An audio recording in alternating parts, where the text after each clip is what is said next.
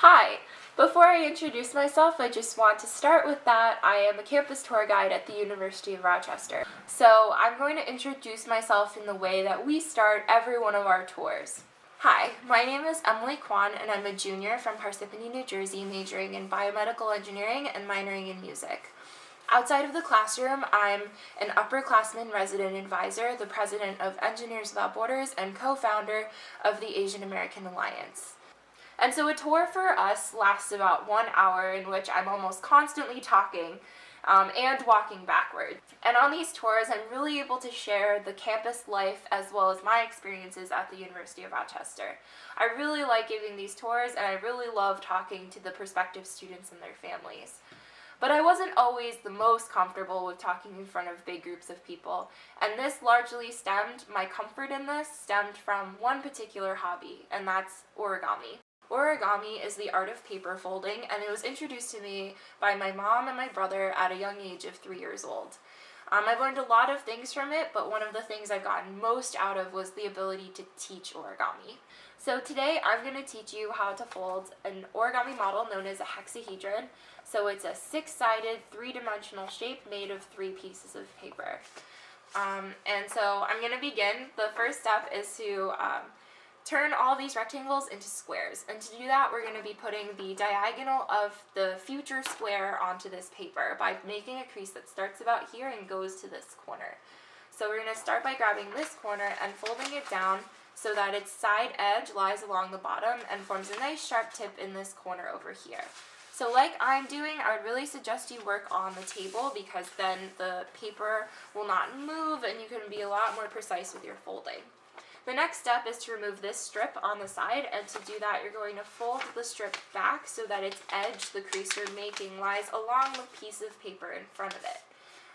And so again, do this on the table and you'll end up with this shape with the extra flap in the back and a triangle in the front. And you're going to unfold that diagonal from before. And now the important part is emphasizing this crease so we can properly tear it off. So to do that, I like to fold the crease back and forth, so fold it to the front now, crease it nice and sharply, and then again fold it to the back and crease it again to further emphasize the crease. So now what we're going to do is tear carefully, holding it like a mountain. You can tear off the extra strip of paper here, and you're going to be left with the strip and the square left over, and you can just place the strip on the side. So now we're going to repeat that step on the other 2 sheets of paper. So with origami, I had really developed a lot of motor skills with this particular hobby, and I also was able to visualize things with spatial geometry that a lot of other people might not be able to see as quickly. But what also I did with origami was attend national conventions. So Origami USA hosts a national convention every year in New York City, and I would attend with my mom and my brother ever since I was 10 years old. And at these conventions, I would take classes, but actually what I also did was teach classes. And so this convention is for people who have folded before, so it was largely teaching to adults or at least experienced folders. I taught models that I liked and also taught models I created. I actually created a couple models back when I was younger and was published in the Origami Page-A-Day calendar, those Page-A-Day type calendars that you can find at your local bookstore around Christmas time. So origami has really played a large role in a lot of different facets of my life. So now we have our 3 squares, and we're actually going to go ahead and put the diagonal crease back in to form a triangle. And I'm going to hold my triangle so that the right angled corner is at the top and the 2 flaps are on the sides. We're going to be bringing these 2 flaps or arms together to fold the triangle in half and form a nice sharp tip at the top. This triangle is now smaller, but still the same height, and we're actually going to unfold that and set it aside for the next step. So I'm going to repeat that on the other 2 pieces of paper.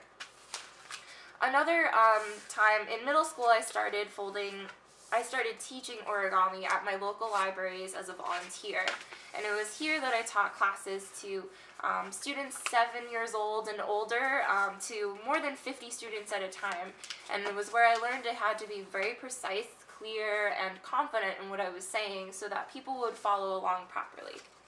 So now that we have our triangle, make sure that the crease in the middle is a valley or angled up. So we're going to be bringing the arms up to the top. So if you can swing these up to the top here like so, that also allows the bottom edge from before to lie along the center. And we're going to do that on one of the arms and then repeat on the other. So when you repeat that fold, it forms a nice diamond shape. And you can set that aside and repeat on the other two models as well. So the diamond shape again will look like this. And so this model that we're folding right now is known as a modular because it involves modules or units that go together to form the final product. And when I would teach at the library, I'd most often teach modulars because it really encourages people to practice a step over and over until you get it right, and also was a bit easier to teach to a large group of people. So I really enjoy teaching modulars because they show how something simple can be put together to form something more complicated and beautiful. Believe it or not, we're now done with the folding portion of this model, so it is now just a matter of putting it together. So when you look at one of these pieces, as we had before, if you lift up the little flaps a little bit, you can kind of stick your hand between the front two flaps and the back flat panel. This panel in the back has two layers to it, so you can kind of separate them and just see that there is a pocket there as well. There's kind of the two flaps in the front and the panel in the back.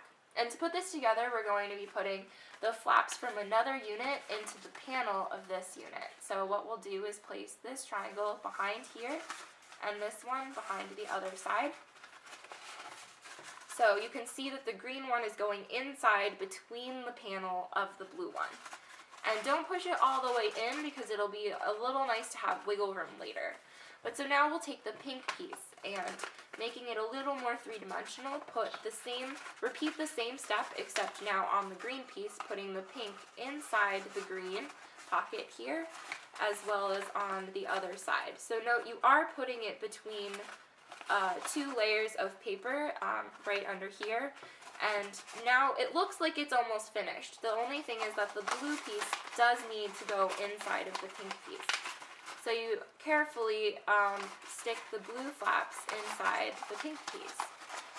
And so this one might be a little more tricky. The model might feel like it's going to fall apart on you, but I really encourage you to be patient with the pieces of paper and gently put it together. And so once you stick the last pieces from the blue piece inside the pink piece and shimmy the model together, it'll form your nice three-dimensional model here, the hexahedron.